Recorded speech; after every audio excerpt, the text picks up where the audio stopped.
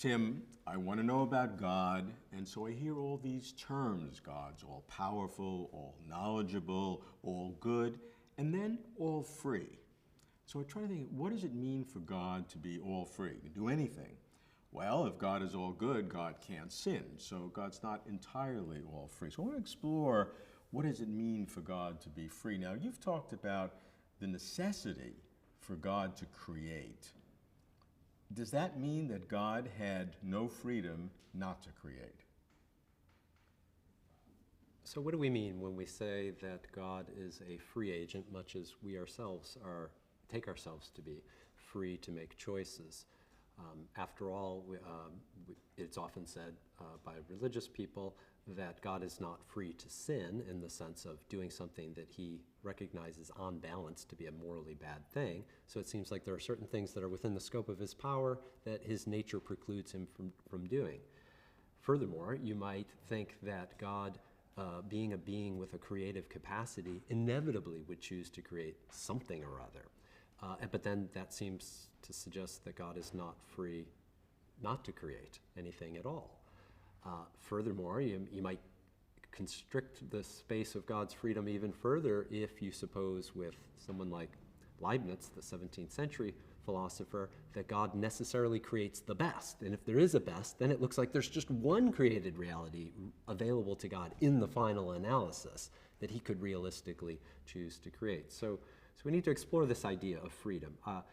The idea that freedom consists in having alternatives and being able to choose among them, it makes a lot of sense when we think about human freedom, because if I don't have alternatives, if what I choose to do is always an inevitable product of who I am psychologically speaking at the time, then since I don't go back forever, at some point there were factors totally beyond me that gave rise to me, my combination of nature and nurture, and if these factors uniquely determine moment to moment as I grow and age, every choice I make, then ultimately the explanation doesn't reside in me, it resides in factors perhaps going all the way back to the Big Bang.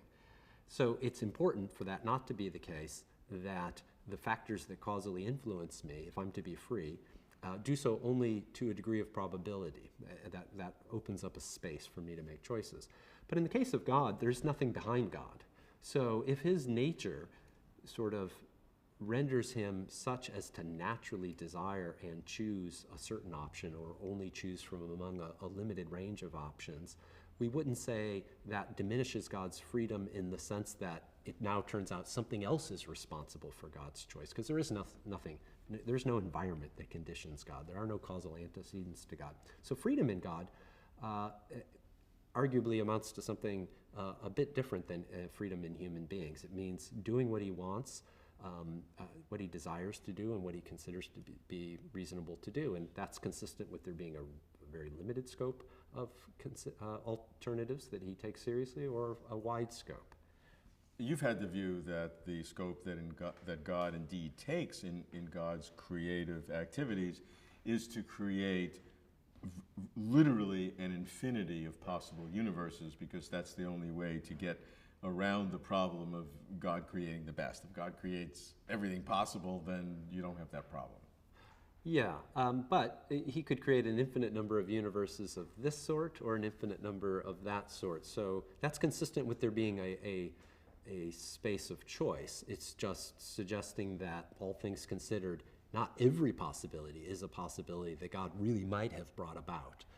It might be that he only looks at vast plenums of universes. So he only considers those created realities that consist in an infinite number of different universes. But there are lots of different infinite mixes. Different degrees of goodness, right, or evil relationship, right, to one another. And he might be free. He might not be free to not create anything at all, in the sense that it might be inevitable that he would choose to create something. This is an idea that various philosopher theologians have flirted with, although people have wanted to, for religious reasons, to shy away from drawing that conclusion, thinking it somehow undermined God's freedom or didn't respect God's total sovereignty. So you would say that it's possible that God has an irresistible urge or irresistible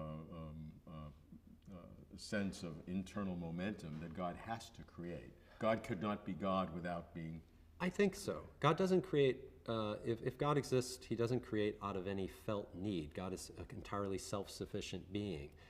So it actually gives rise to a puzzle. Why would God create anything at all if he has no needs, no wants, nothing to satisfy? And I think the only way to answer that question is to say it's part of the nature of goodness to want to diffuse itself, to give rise. It's an act of free generosity, not something that benefits God in any way. So if you take a human being that we consider to be morally quite good, we would suppose that human being would naturally give rise to morally good acts. Put the person on a stranded desert island, they might not have occasion, but you put them in an environment where there is an occasion to benefit other people. If they're truly good, there's an inevitability that they're going to benefit other human beings in some way or other. How they do that may be up to them. There are many ways to be good. But when you say inevitable for God, it's a different character than inevitable for human beings. Yeah, inevitable just in the minimal sense that his nature is such as to be fixed, oriented in the direction of creation. Not inevitable in that we usually, for us, inevitability connotes forces beyond us that sort of constrain us and make us do certain things. There's nothing like that in God. So the word inevitability here is perhaps a bit misleading, but yeah.